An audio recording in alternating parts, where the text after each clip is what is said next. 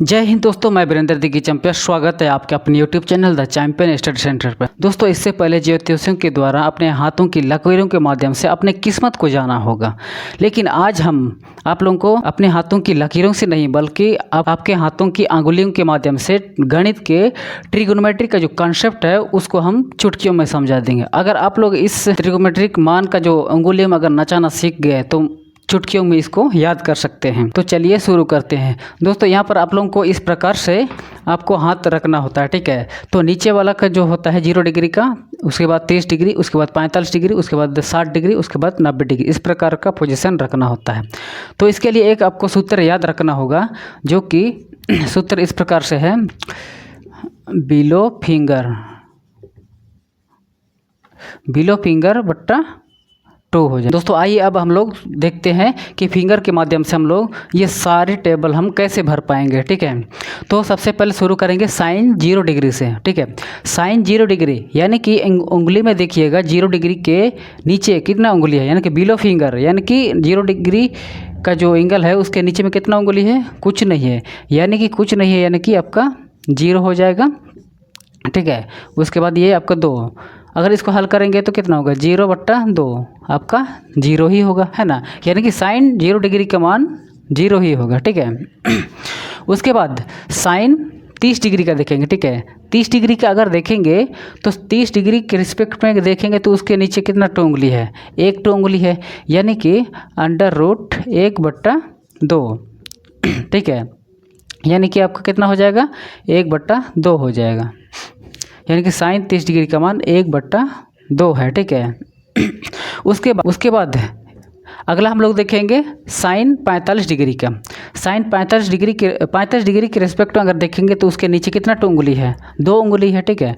2 उंगली है तो √2/2 आपका नीचे आ जाएगा। अगर इसको हल करते हैं तो आपका इस प्रकार से हम लोग इसको हल करेंगे, √2, इसको अगर अंडर रूट करेंगे तो 2 बार अंडर रूट करना पड़ेगा, फिर इसको 1 टू कट जाएगा तो 1/√2 आ जाएगा, ठीक है। यानी कि साइन 45 डिग्री का मान 1/√2 हो जाएगा। यहाँ तक समझ गए, है ना। अगला हम लोग देखेंगे साइन 60 डिग्री, ठीक है। यहाँ पर 60 डिग्री के रिस्पेक्ट में अगर देखेंगे तो उसके नीचे कितना टो उंगली है, 1 2 3 है, ठीक है। यानी कि √3/2, इसको तो हल नहीं कर सकते हैं तो एज इट इज, यानी कि साइन 60 डिग्री का मान √3/2 हो जाएगा, ठीक है। उसके बाद साइन 90 डिग्री के रिस्पेक्ट में देखेंगे तो उसके नीचे में कितना टू है, 4 है, ठीक है। 4 टू उंगली है, उसके बाद √4, उसके बाद 2, इसको अगर उसका वर्गमूल करेंगे तो 2/2, यानी कि आपका बराबर 1 आता है, यानी कि साइन 90 डिग्री का मान होगा आपका 1 होगा, ठीक है।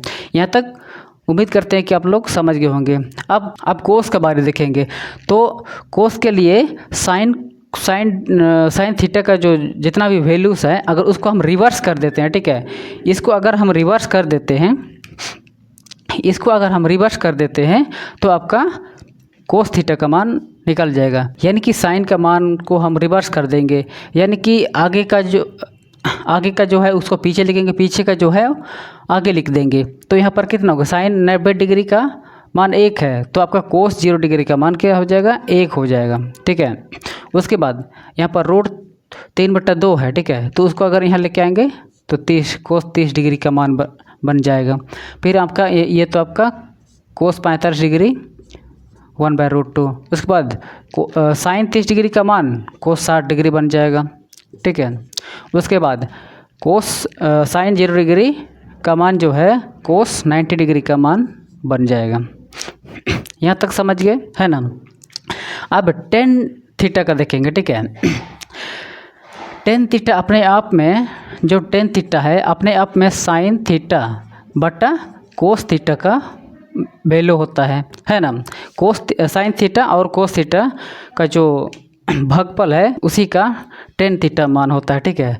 यानी कि अगर साइन थीटा कोस थीटा से अगर भाग कर देंगे तो टेन थीटा निकलेगा। तो चलिए हम लोग भाग करते हैं यहाँ पर, ठीक है। साइन का 0 है और कोस का 1 है, अगर इसको अगर भागा करेंगे तो देखिए क्या आता है कि 0/1, यानी कि आपका ये वाला 0 ही हो जाएगा। ठीक है, 0 हो जाएगा। उसके बाद यहाँ पे अगर हम लोग 10-30 डिग्री की अगर बात करेंगे तो अगर इसको भाग करेंगे तो नीचे भी 2 है, ऊपर दोनों नीचे 2 है, तो ये आपका कट जाएगा। उसके बाद 1/√3 बच जाएगा। ठीक है, उसके बाद यहाँ पर देखेंगे 10-45 डिग्री में, यहाँ पर हर में दोनों √2 है, तो ये दोनों कट जाएगा, बच के 1 बचेगा। उसके बाद यहाँ पर देखिए 60 डिग्री में हर में दोनों जगह 2 है, ये दोनों कट जाएगा, तो बचेगा क्या, √3। उसके बाद 10-90 डिग्री पर देखिए। ठीक है, 10-90 डिग्री पर अगर देखेंगे तो 1 को 0 से भाग करना होता है। ठीक है, यानी कि 1 को 0 से अगर भाग करेंगे तो ये आपका इन्फिनिटी होता है। ठीक है, यानी कि जिसका अंत नहीं होता है। ठीक है, जिसका अंत नहीं होता है, इसीलिए इसको हम लोग नॉट डिफाइंड लिखेंगे, नॉट डिफाइंड।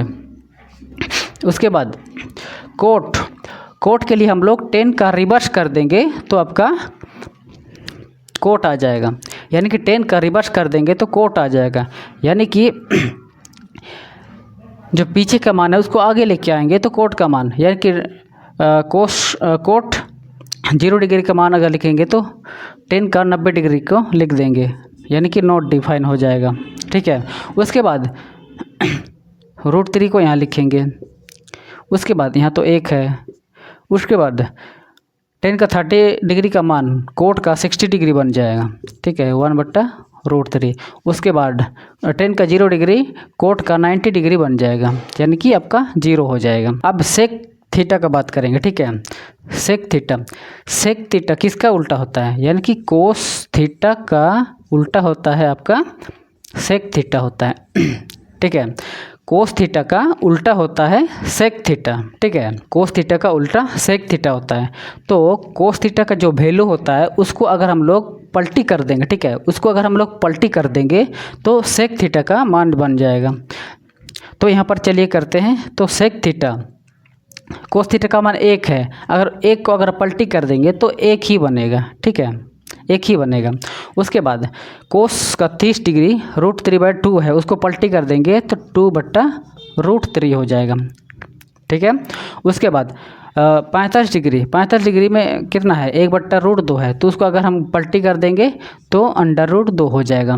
उसके बाद 60 डिग्री में 1/2 है, तो अगर उसको पलटी कर देंगे तो 2 हो जाएगा। अब यहाँ पर कोस का 90 डिग्री 0 होता है। ठीक है, कोस का 90 डिग्री अगर 0 होता है तो यहाँ पर तो देखिए इसके नीचे हम लोग 1 मान के चलते हैं। अगर इसको हम लोग उल्टा करेंगे तो 1/0 हो जाएगा। अगर 0 को किसी संख्या से अगर भाग करेंगे तो आपका ये इन्फिनाइट आ जाएगा। ठीक है, इन्फिनाइट, यानी कि इसको नॉट डिफाइंड लिखेंगे, नॉट डिफाइंड लिखेंगे। ठीक है, उसके बाद कोसेक थीटा के लिए हम लोग सेक थीटा का रिवर्स कर देंगे, यानी कि आगे का जो मान है वो पीछे कर देंगे, पीछे का मान जो है आगे कर देंगे, तो आपका कोसेक थीटा बन जाएगा। यानी कि सेक 90 डिग्री नॉट डिफाइन, तो कोसेक 0 डिग्री आ जाएगा, नॉट डिफाइंड। उसके बाद सेक का 60 डिग्री 2 है, तो आपका कोसेक का 30 डिग्री बन जाएगा। ठीक है, इसी प्रकार से हम लोग लिख सकते हैं। यहाँ पर सेक का 30 डिग्री 2/√3 है, तो कोसेक का आपका 60 डिग्री बन जाएगा। उसके बाद कोसेक 90 डिग्री के लिए क्या है, सेक 0 डिग्री के मान को लिख देंगे, तो यहाँ पर 1 आ जाएगा। इस तरह से हम लोग आसानी से एक फिंगर की माध्यम से हम लोग इस सारे टेबल को आराम से लिख सकते हैं और याद करने में आसानी हो सकती है। उम्मीद है कि आप लोग यहाँ तक समझ गए होंगे।